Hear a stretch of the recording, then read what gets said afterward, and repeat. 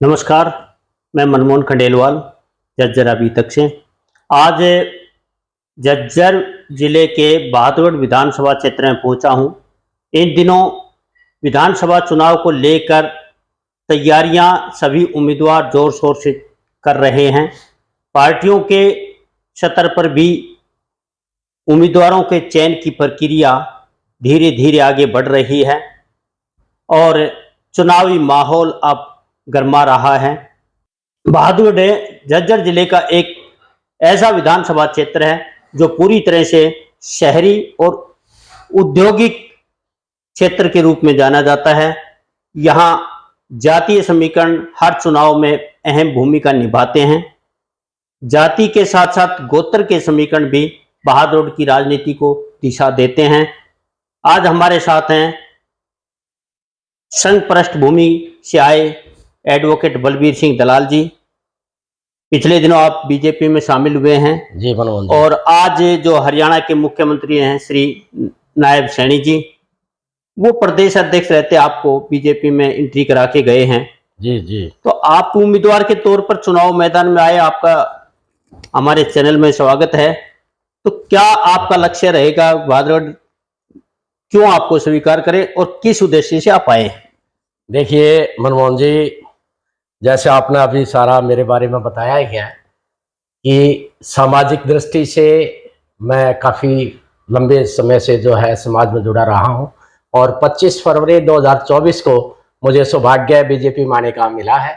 और जैसे ही मैं बीजेपी में आया हूं उसी दिन से 24 घंटे पहले लोकसभा में मैंने काम किया है, अब विधानसभा के लिए जो है पूरी जोरों से लगाया हुआ हूं।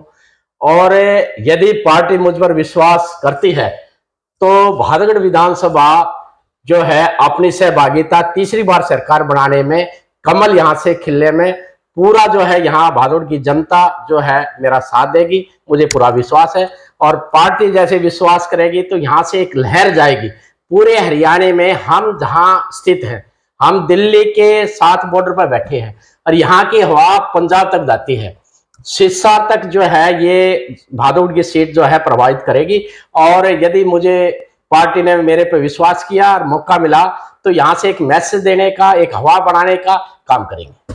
तो कैसे जीता पाएंगे क्या बीजेपी को? क्योंकि अब तो माहौल करेंगे, पिछले जो लोकसभा चुनाव है उसमें कांग्रेस काफी मजबूती से दिखाई दी थी।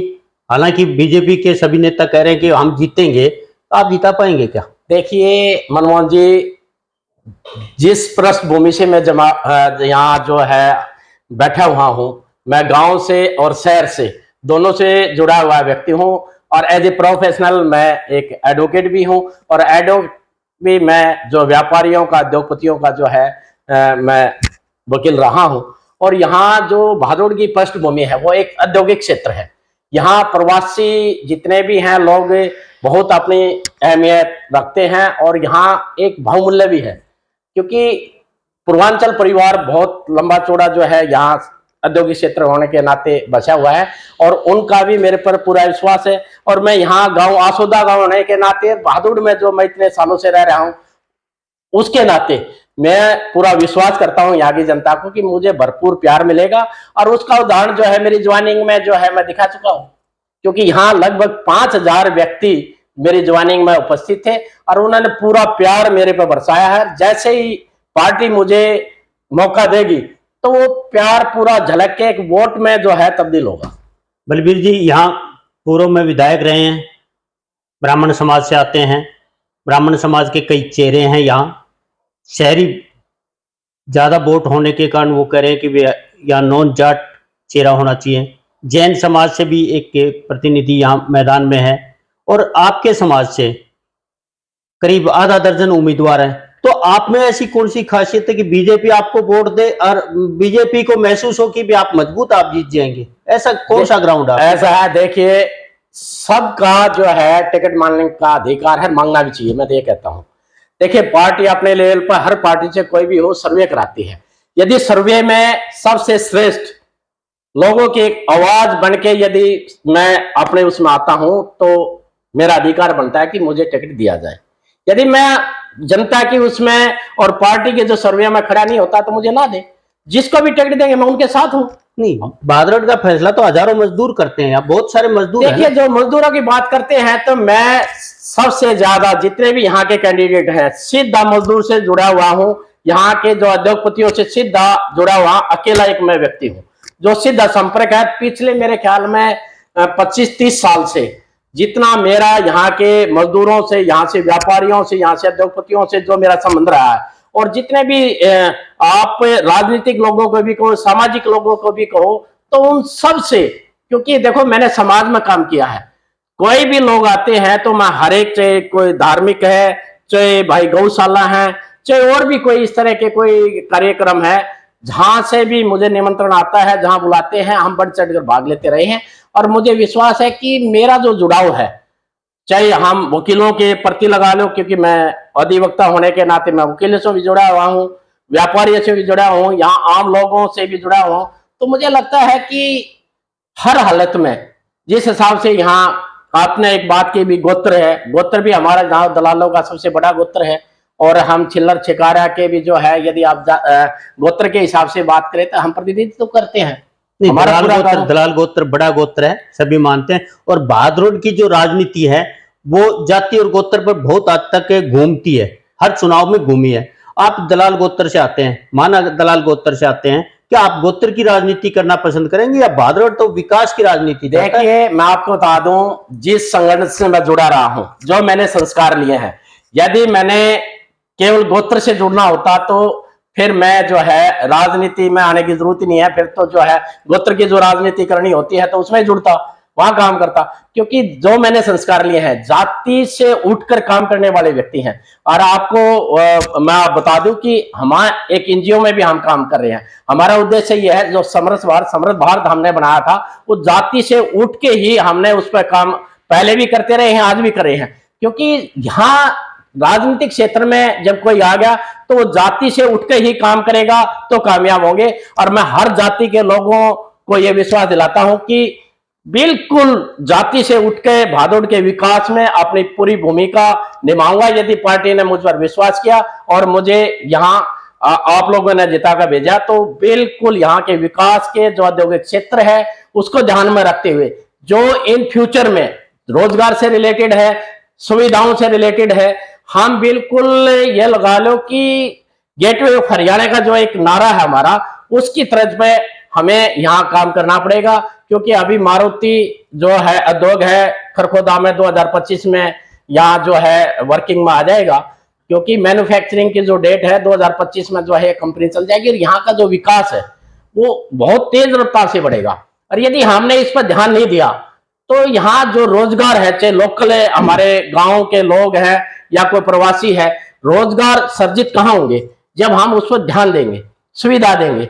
और यहाँ जरूरत है, देखो रोजगार एक सबसे बड़ा मुद्दा है। यदि रोजगार देने में हम पहले भी सक्षम रहे हैं और इन फ्यूचर में यदि मौका मिला तो और अच्छे ढंग से, चाहे हमारे यहाँ के विधानसभा से रिलेटेड है, चाहे प्रवासी हैं, हम सबको रोजगार देने का काम करेंगे।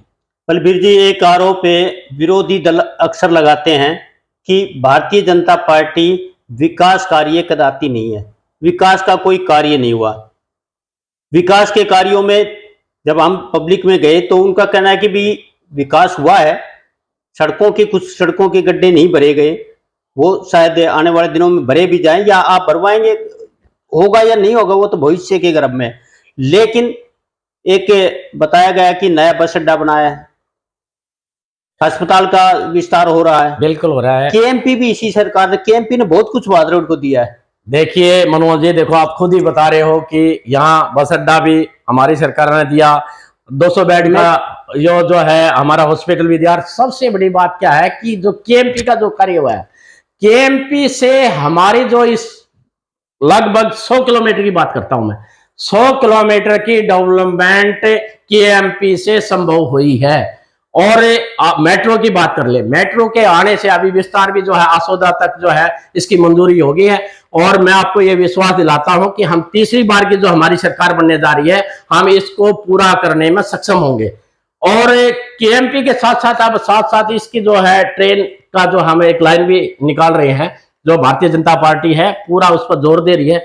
और यहाँ जो मैं आपको बता दूं बेसिक स्ट्रक्चर है, यदि तीसरी बार सरकार का ये जो हमारा अभी जो एक अभियान चल रहा है कि तीसरी बार सरकार बना के हम यहाँ एक अलग से बारूद को बसाने की जो है एक मंशा है, और उसको पूरा करने में हम हर हालत में कामयाब होंगे। औद्योगिक नगरी होने के कारण बहादुरगढ़ प्रदूषण के मामले में अव्वल रहता है, और यहाँ के जो लोग हैं, यहाँ के नहीं कहीं के भी लोग हैं, वो ये कुछ मूलभूत सुविधाएं हैं जो आवश्यक है, वो चाहते हैं, शिक्षा, स्वास्थ्य, रोजगार।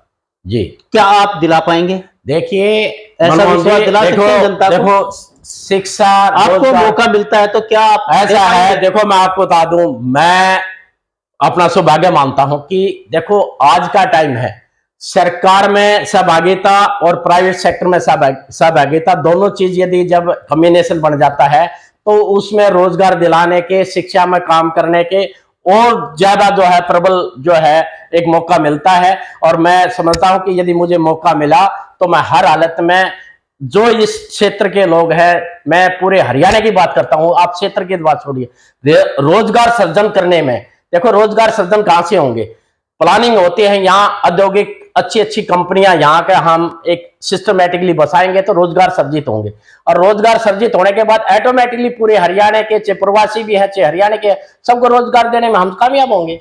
और हम पहले भी सक्षम है, ऐसा नहीं है कि नहीं है, हम जो हमारे पास कभी भी कोई आता है तो हम रोजगार दिलाने में कोई कसर नहीं छोड़ते और कामयाब भी रहे।